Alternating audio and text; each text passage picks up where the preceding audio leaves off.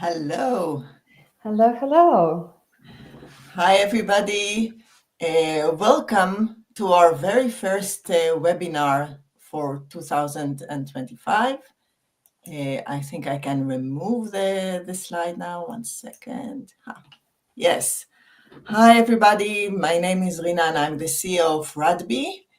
We are an Atlassian solution partner, specializes in supporting regulated companies, especially life sciences and medtech, when they want to use Atlassian in FDA and regulatory sensitive processes.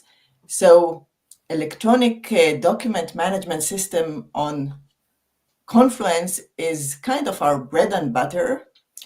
And I decided that for 25, it's a good time to dedicate several webinars and other pieces of content for this topic of having your electronic document management system in Confluence. And the reason is that a few years back, when Atlassian decided to do a big push for cloud and actually encourage everybody, included pharma and meta companies, to move to Confluence, to move to cloud,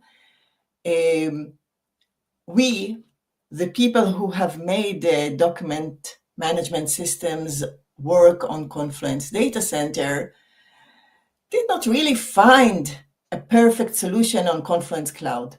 And it took several years for apps to step up their game and fill in a gap that was there for Confluence Cloud. And I'm happy to say that now we are in this moment that it's pretty easy, safe, and a very good idea to actually move your document management system into Confluence. And I'm very, very happy to be accompanied today with Julia. She will tell you all about her in a second, but she is the representative of workflows for Confluence from AppFox, which is one of the apps that I often use in my projects when I need to set up document management systems on Confluence. And we were in a bit of a journey in the last few years, and I'm happy we arrived today to a stage that I can actually do such a nice webinar together with their app. So Julia, I'm asking you present yourself and tell me a little bit about the background here from your perspective. Sure, Rina, thank you. Hello, everyone. It's great to have you all here, and thanks for joining, and thanks for having us. My name is Yulia Lenina. I'm a partner manager at AppFox. I have been with the team for around 1 year and a half, looking after relationships with our solution partners and app vendors as well. And of course, I'm happy to co-host this webinar with Rina, who is our long-standing solution partner, and she's an expert in document management within regulated industries. And actually, regulated industries are in top 5 industries using our app, Workflows for Confluence. Actually, AppFox creates a lot of apps for Confluence and Jira. And today we're featuring one of them, our flagship app, Workflows for Confluence, which again is very popular with regulated industries. And for example, in Germany, and you might know that Germany is quite a regulated country. And I often joke that if our app is suitable for German clients, it should be suitable for everyone, basically. And Rina actually contributed a lot greatly to shaping our workflows for Confluence to what it is now. And since launching it in 2020, actually it's almost 5 years ago, we invested a lot, and we are committed to do it in the future as well, of course. And we, in this investment, in this throughout this journey, we rebuilt from scratch some of the key features. For example, cross-publishing feature. We it met basic needs in the beginning, but then we rebuilt it from scratch basically to meet enterprise needs.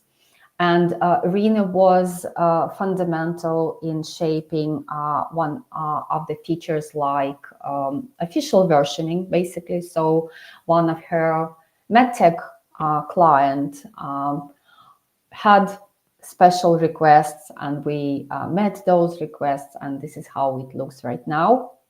And of course, we have a lot to announce. It will be in the second part of this webinar.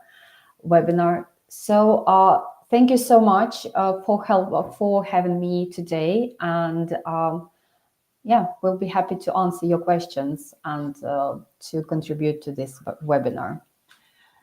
Yeah, so just to reinforce something that you mentioned, one of the things that happened when there was this big push from Atlassian encouraging everybody to move from data center to cloud, one of my customers needed to migrate their control documents from data center to cloud, and there was no way to get a decent change control table on Confluence. That's what I'm sharing now.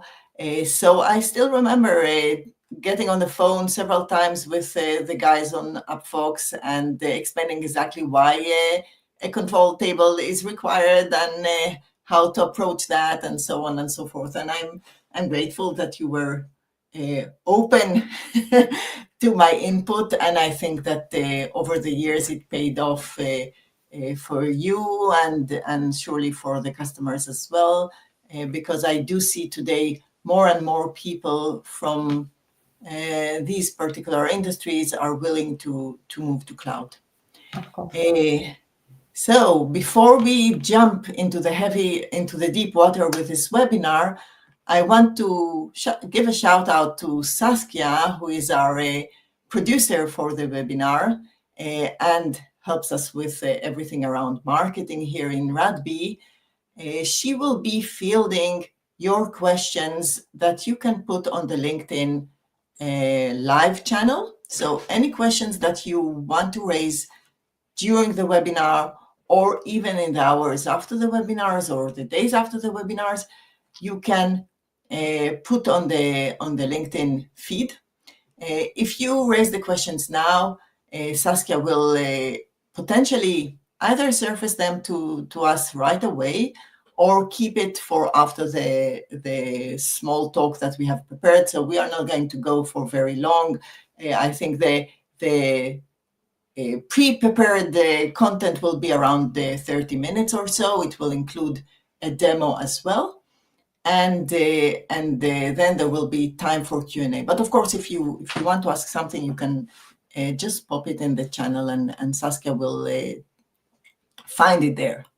Another thing I wanted to mention that a lot of what I'm going to talk about today and some more around why and how to use Confluence as your electronic document management system, I've packaged into a white paper. And this white paper will be given or sent to anybody who wishes to get it and is on this webinar. So here again, just leave a small comment on the LinkedIn feed stating that you are interested to receive the white paper, and we'll be sure to get it over to you. So just give us a little bit of time. We'll not do it live, but in the next few hours, we will be sending the white paper about how and why and how to use Confluence as your document management system. We'll be happy to send you over this white paper. Okay, what are we going to talk about? First, I'll try to convince anybody who is not yet convinced that it's a good idea to consider seriously moving your document management system into Confluence.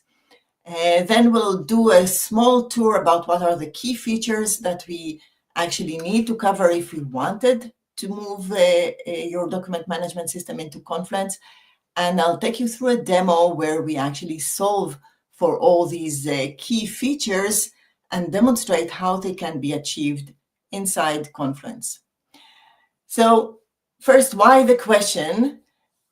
So it's not an obvious choice to move your document management system into Confluence, because Confluence is not sold as a document management system.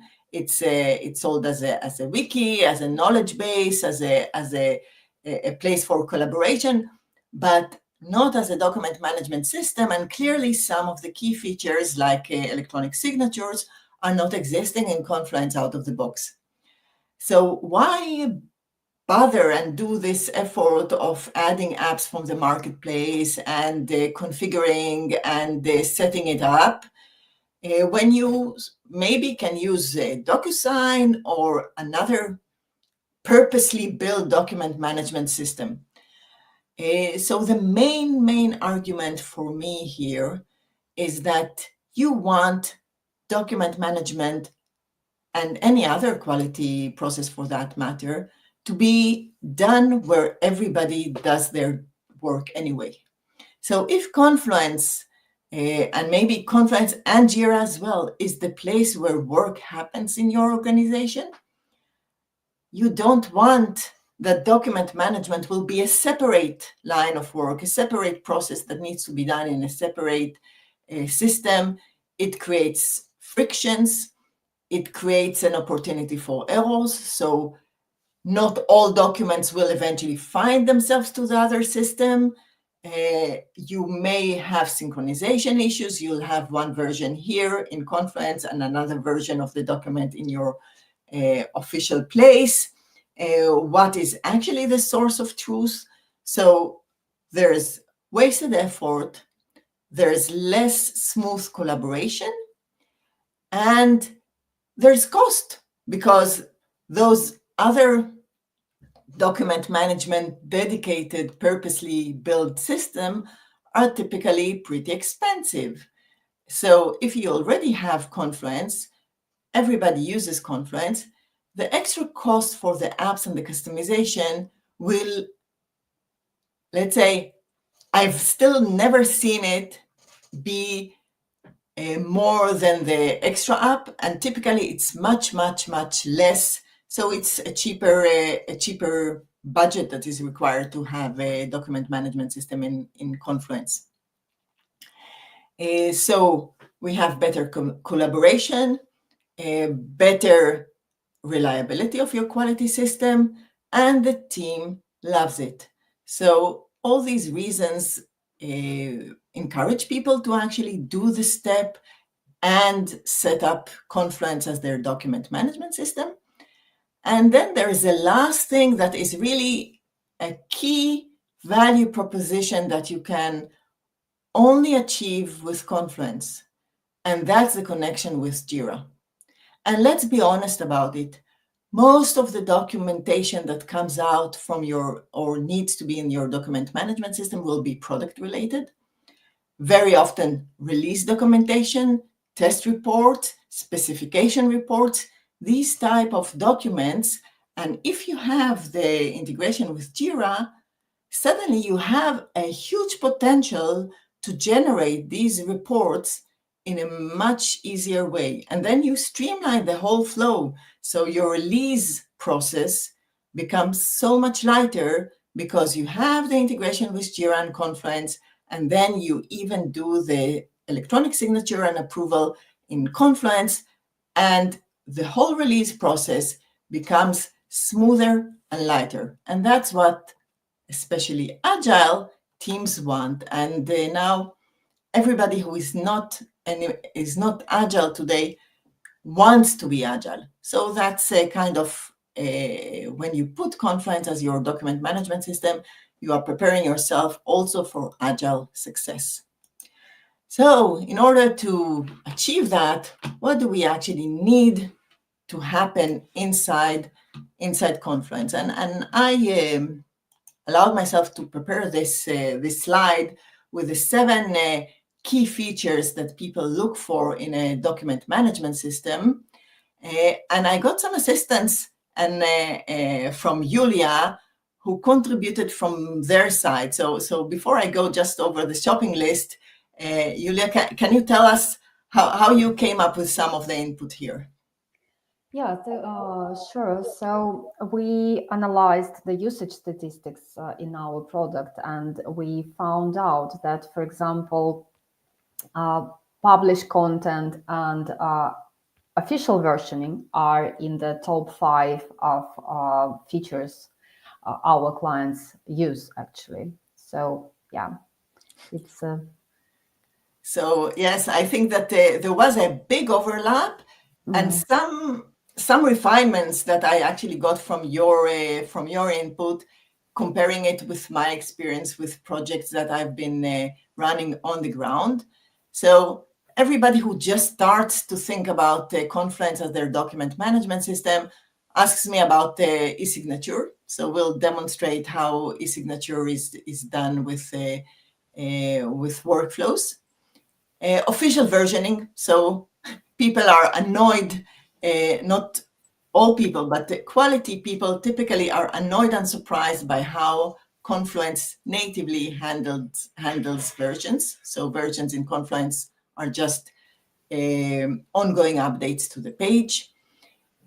Access control and protection, so seems to be a big issue here.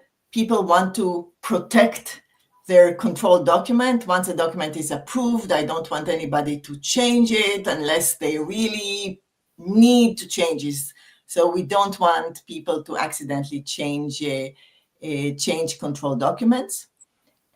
We want the team to know what is the source of truth, and that means a clear differentiation between what is draft, what is work in progress, and what is our official current version of each and every document.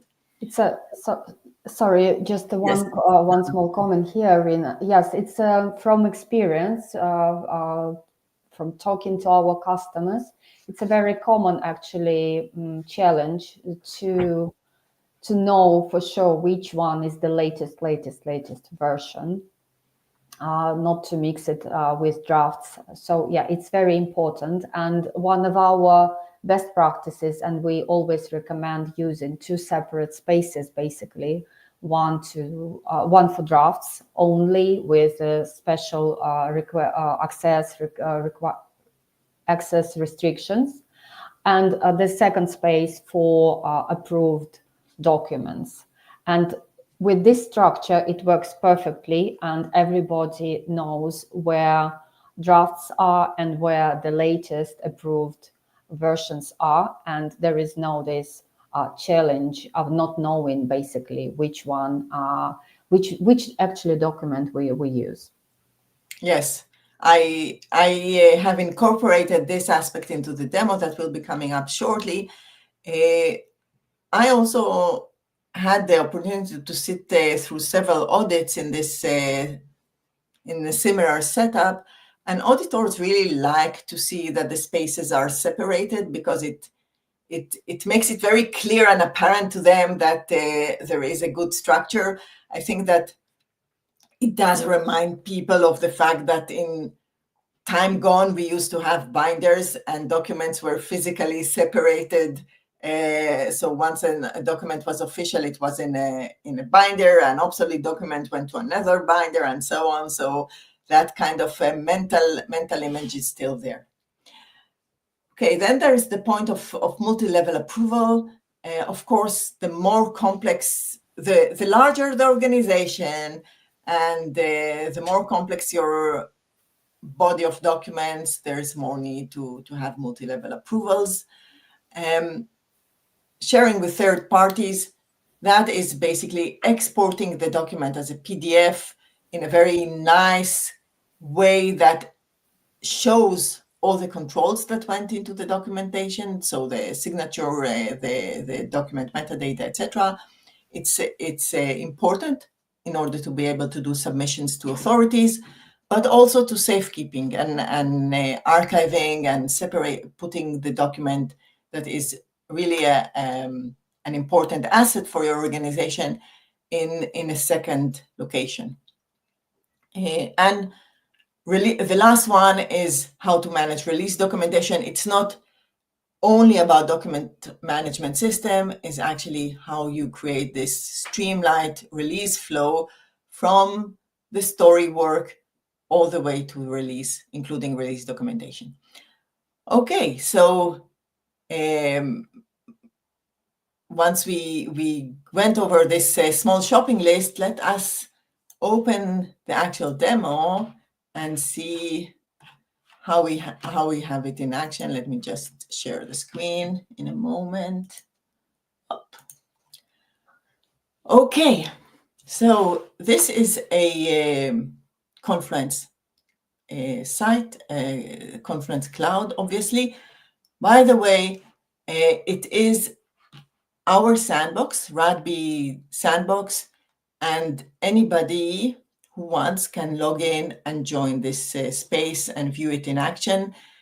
Please do that after the demo, not right now, but in principle, just that you will know that it's available to anybody who wants to join and see how it works in action. And you could test everything, including the electronic signature and what have you.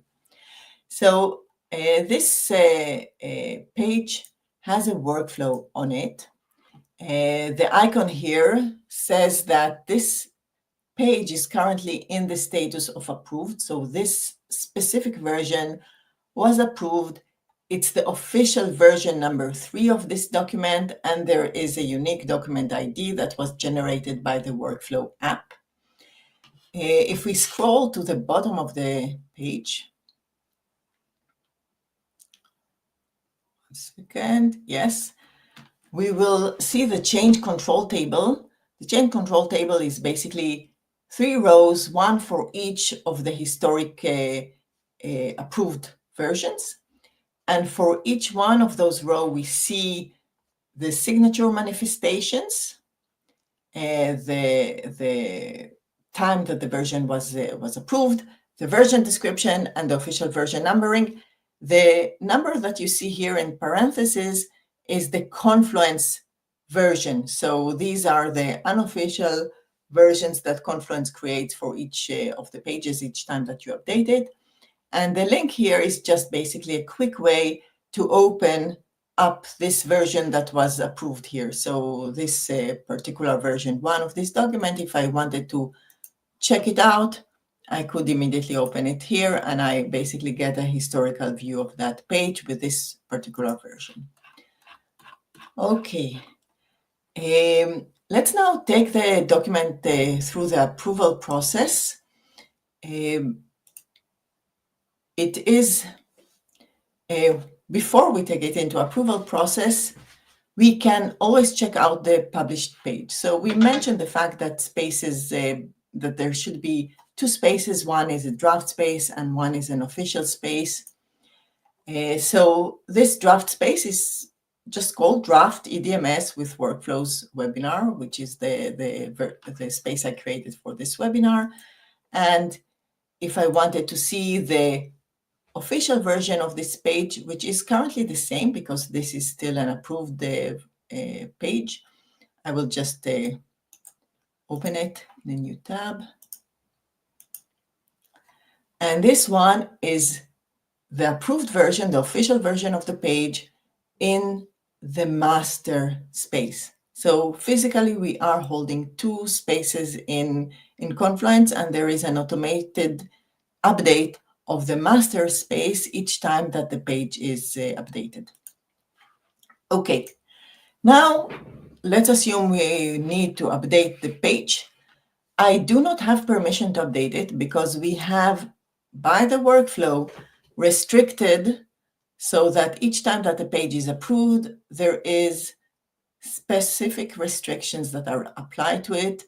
If I wanted to draft the page again and I have permission to go into this space, I will transition this document out of the approved back into drafting. So this is, again, it's a design choice. Workflows allows you to configure the flow, and this is how I chose to configure it here for the sake of the webinar. You may have other choices. So you may allow editing and then pushing back the document automatically to draft, or whatever other design. Let's have a quick overview of the workflow here. Again, this is a workflow that we designed for the sake of this webinar.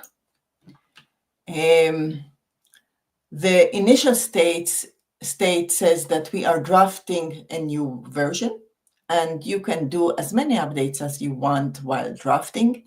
When you're done drafting, we want to submit it to approval. And in our organization, we decided that there are two levels of approvals. One is a subject matter expert who needs to approve it.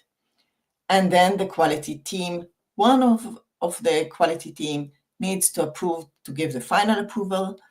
Once the document has gained those two approvals, it will go through several steps. So these yellow blocks are automations that happen in the background. The document is approved, so these extra rows are added to the control table. Then it's being published. It means that it's going to be updated to the master space. And then restrictions are going to be set on the page, and it will land in the status approved. So let's see how this happens. Let me just, for the sake of it, have a very quick update. So I will update. My keyboard is asleep. So I'll add new content and whatever other updates that I need to make. So for example, specifically this page is part of our release documentation. It has user requirements to functional specifications. And this is basically this table here. So that table is an aggregation of data that comes from Jira. And just as a side note, this is a static table that is taken in a specific point of time. And when I do new release, I can just take a new snapshot and there will be an update to the page. So I can do that only when the page is in draft mode and I have edit access. And assuming that I wanted to generate new release documentation, I would just press take new snapshot. Then the user requirements, function specification tests, and test runs would be aggregated out of the current data in Jira and put here. And that's kind of the most streamlined way that exists to create a full traceability report inside Confluence. So I'm done with all the updates that I wanted, and I'm ready to push a new version out for approval. I'm going to just push this button, create new version, and I will write a short version description. Just demo for webinar. And here we go. I need to confirm. And this will move to subject matter expert approval. The way it's set out, I need to ad hoc assign someone to approve this. I will assign myself just because I'm here and it's easy for the demo. Typically, it may be 2, 3, how many people that you need. And that's the stage. So everybody who is curious about the electronic signatures, that's the stage where I'm going to sign electronically with an authenticator app. So that's basically how we achieve the full signature in a standard that is compatible with FDA. And you don't have to. So Workflow supports also an easier way to sign, but I just for the webinar, because we are talking about those peeps in MedTech, I wanted to show that we have a way to implement a strict application, a strict signature. Now, based on the rule of the workflow, once I provided this one signature, it arrives to quality approval. Now it's assigned automatically to all people in my quality team. So in this demo environment, I'm the only person in the quality team, and anybody of us who will sign it will allow this document to be fully approved. Again, I'll take a fresh token. Let me check. So 414661. Okay, now basically all the automations happen in the background. There's this extra approval row that is created in the table, and the document is published and restrictions are set. So I no longer can edit the document. The restrictions are back in the red. And let's look at the master. I will refresh the page, and I expect to see version 4 now. And indeed, we have version 4, and we have the new content. And if I scroll all the way to the bottom, I have the 4th row in the change control table. So that's a whole cycle of the approval process.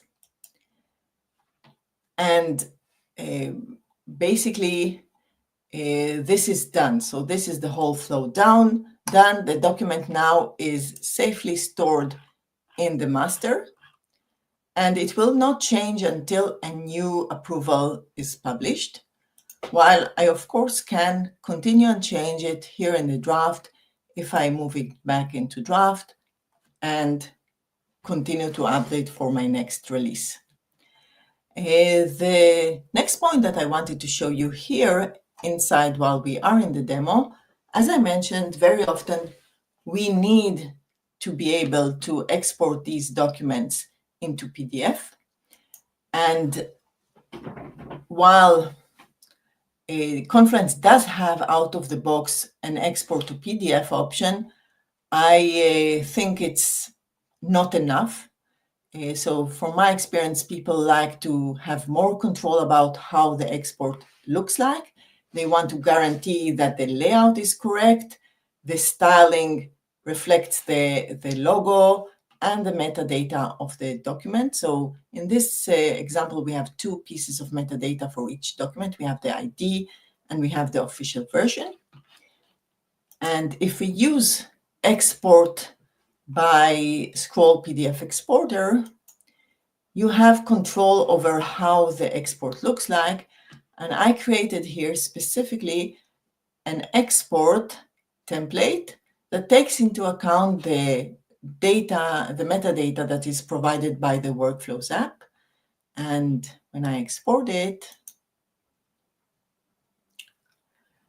it handles correctly the Workflows metadata. It exports it into the header of the page. Beyond, generally speaking, giving me much more control over the layout of the page. So I'll just show you what I mean by that. So this is the PDF that was exported. On the header of each page, we'll find the document ID and the version. The document is exported, and we even have the possibility to move between portrait layout and vertical layout because we have this wide table in this page. And when I scroll all the way to the bottom, I will also find my controlled document in a pretty nice layout. And again, I have much more control about how all these bits and pieces look like when I export it. So hence, really, Scroll PDF Exporter is, in my mind, almost a must-have to anybody who needs really nice-looking PDFs exported from their system. Okay, so I think this is it for the demo. If I go back 1 minute to my shopping list, I think the shopping list of features, I think I managed to cover all these.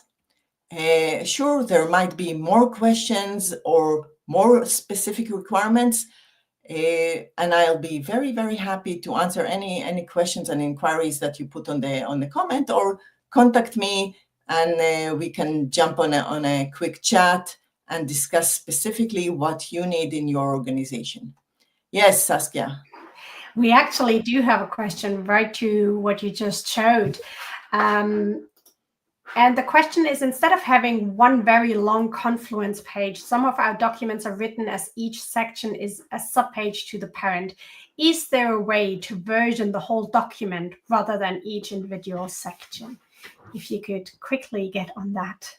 Yes. So first of all, I think that this is a great question. This is not possible from workflows as far as I know the application. Julia, you can correct me if I'm wrong. There are, I think, other options on the marketplace. So if this is a big requirement for you, so if it's not happening only for one document, but if it's kind of a main requirement for you, you can have other options to look at. So just from the top of my head, look at the K15T. They have a versions app. I think it may called, meaning I would look at K15T. I don't remember exactly the name of the app from the top of my head, but that would be my first guess. I'm not sure that this will complete the other requirements, though. So something to check there. Saskia, can you please pop out another again the question? Just I didn't. Julia did not have a time to see. So let's assume they have maybe the user manual, and the user manual could be dozens of pages long, and they don't want to put it in a single Confluence page. They want to split it over a tree of pages.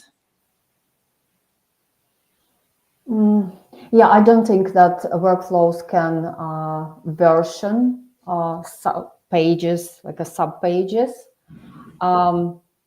No, I know that, for example, but it's sections. We have another app, approvals for Confluence, where we can approve a separate section on the page itself. Not like, but yeah, in this case, I don't think that it's possible.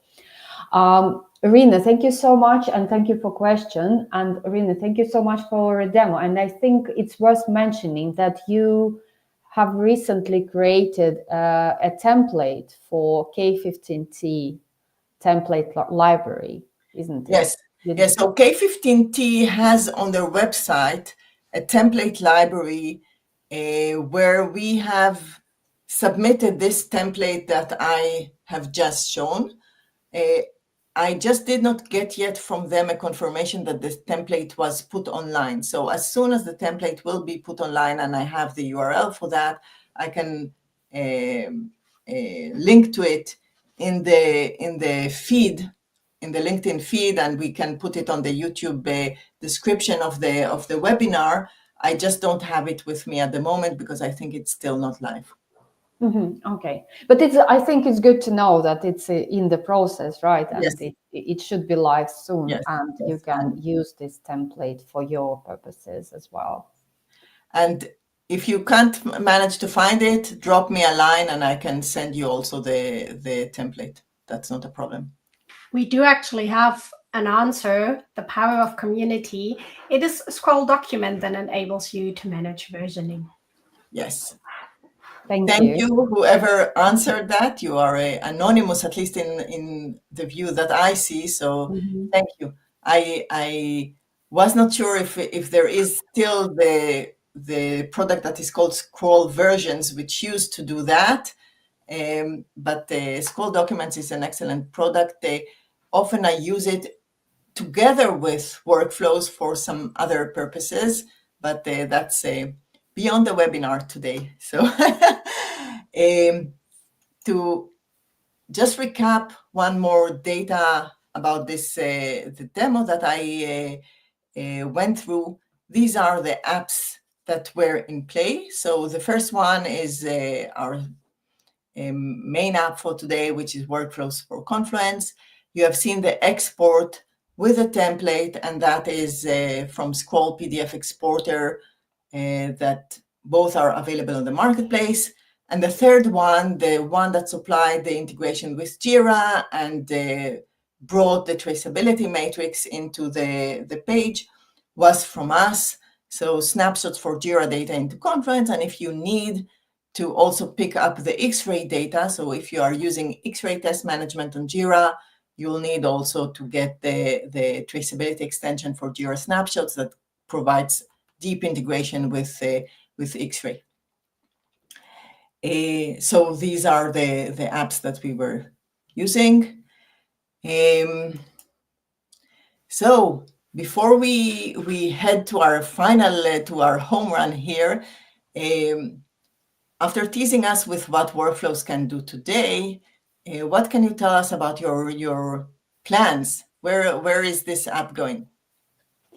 Would be happy to. Thank you. Thank you again, Rina, for your demo. It was very interesting to see because I do demos for our customers and solution partners as well. So it's always interesting to see how such expert like you does a demo.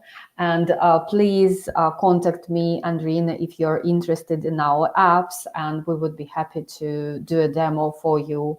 And of course, you can evaluate our apps, finding them on the Atlassian marketplace. So please do so. If you have any questions after the webinar, please contact Rina or myself, and we would be happy to answer those questions and to demo you to do a separate demonstration personally for you, of course, as well. So in terms of roadmap, the first I will start with the soonest features, which is planned for Q1 actually. And this feature is called embedded links modification when cross-publishing. It's a long-awaited feature. So if you imagine, like we were talking today, there are two separate spaces. One is source space for drafts, and master space for ready and approved documents. So currently, when a user publishes a page and there are links, embedded links to another space, those links remain unchanged, pointing back to pages in the source space. And our customers, and I know at least two of those customers who are kind of, for them, it's a deal breaker feature. They requested, so if these linked pages also exist in the master space, so the links should update and point to the target space instead of the source. So we will do that. And in a couple of months, we are also going to support page owner. So not only page creator and others, but page owner as well. It's also very, very long-awaited, and I'm sure that many of you were waiting this feature as well, because page owner is important in the workflow building and notifications, etc., etc.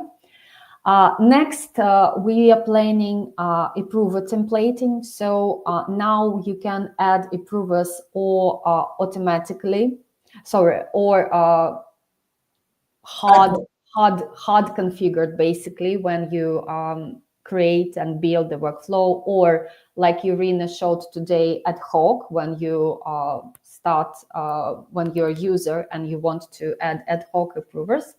So the next one will be something in between. So you will be able to add approvers automatically based on the page template or page properties. Also, we are going to add automatically assigning workflow based on the edit label at any time. So now maybe some of you who are familiar with our app, you can we have existing auto assign feature. So when you can apply workflow on page creation based on the label. So basically, we will be listening Confluence, and once you add the label, you can apply workflow on the fly, basically based on this label. And beyond, we're also looking at features like approver reminders and read understood feature. I know from Atlassian community, for example, that this read understood feature comes quite often as a question, as a ask. So yeah, we are planning to add this in the future. This is basically it in terms of roadmap, and I hope some of them are exciting and long waited. And of course, we are always open to your feature requests and improvements. Please, or contact myself, or you can contact our tech support on our website and create this feature request, and we would love to hear from you. Thank you, Julia. I'm especially, there are a few nuggets there for me and my customers, so that's good to hear. I can't wait to break your hyperlinks. But okay, it's not an obvious one from design point of view, etc. Yes. I will be very happy to play with that. So great to hear that. Thank you. So I think this wraps up the content we wanted to share with you today. I want to remind you a few things. Whoever is interested in the white paper, just leave a small comment on the LinkedIn feed. And if you have more questions and want to brainstorm with me on this, just drop me a line and we can schedule time to talk. But generally speaking, please know, I have seen with my eyes many teams move to Confluence Cloud despite the fact that they are highly regulated, very strict in process, and really see big benefits. So give it a try. It's worth it. Saskia, do we have more questions that we need to address today? We have one more question, but this is a very technical question. I can quickly put it in, and maybe Julia can make sure somebody gets in touch with Abigail, because she asked, I have many documents, each of with different SMEs who need to review. So far, the only solution I have found using workflows is to put myself as an approver and then add the specific SMEs each time. Is there a way to add approvers to a workflow before getting to the specific approval stage? So I will dare to jump in. So first of all, I think that this is one of the features that, meaning one of the improvements you talked about in terms of approvers later on will be addressing this, but I can also explain what you can do already today. So you can assign people based on their association with a group inside your product. So for example, even in the demo, the second step, which was the QA approval, was automatically assigned to all people in the QA team. And of course, in this demo environment, I'm the only one, but if you have 3 QA people, it would assign automatically to them. And you could define the rule of the workflow so that only one signature is sufficient for the workflow to go on. Now, the problem there is that you may have SMEs from different types. So you could have someone who is an electrical engineering SME, someone else that is I don't know, regulatory SMEs. And that means that you will need to use more than one workflow, because that cannot be necessarily all tailored into one workflow. So it makes a little bit a setup that is more complicated in this regard. But if you don't have, well, in principle, you could have 70 workflows as well. Yes, but it's not really practical. In this case, Rina, can we use parallel because we can Yes. have like a parallel, for example, two departments approving at the same time, maybe. Yes, you could do that, meaning if you knew upfront that you needed an SMEs, that you always need someone from electrical engineering, for example, and someone from regulatory, that you can set it up in a single workflow. But I'm just imagining a situation where you have 10 different document types. Each document type needs another SME group to be assigned to it. Nowadays, what it means that you will need basically 10 different workflows, and you could define 10 different workflows. So Avigal, if it will help, I'm very happy to jump on a chat with you and quickly show you a little bit more in detail and see maybe that is a direction that will be helpful for you. But yeah, this is what I was going to say, that I think maybe, of course, it's case by case, and some cases are quite complex. So I think Rina can help here and just to understand more the details and how it can be applied to your case in particular. Thank you. Thank you for your question. Yes. No, it's nice to see. At least I see some interaction with the audience, and that's always nice. Saskia, do we have anything else that we need to address at this moment? That was all for today. Okay. And if you're watching this on a replay, please go ahead and put more questions in. We're happy to come back to you about them. But for the live event, that was all. Great. Thank you, Rina, so much for your expertise and for your knowledge. It was really great to have you. And thank you for all the team at UpFox. I think I've been one of the biggest fans of your support desk. So thank you. It's so nice to hear. Yeah, I will pass this to the team. It's always great to hear this feedback. Thank you everyone for joining, for your time. For those who watched it live and for those who will be watching it later, I hope that some of you who couldn't make it today will watch it later. Please contact Rina or myself if you have any questions, and we will be happy to chat and to catch up. Again, please do evaluate our apps and reach out. We will be happy to support you. Thank you. Thank you, Julia, for being here. And for everybody else, we have another webinar coming up in March and already another one for early May. So keep tuned. We'll let you know when we have all the details to share. Great. Thank you. Thank you. Have a nice day. Bye. Bye.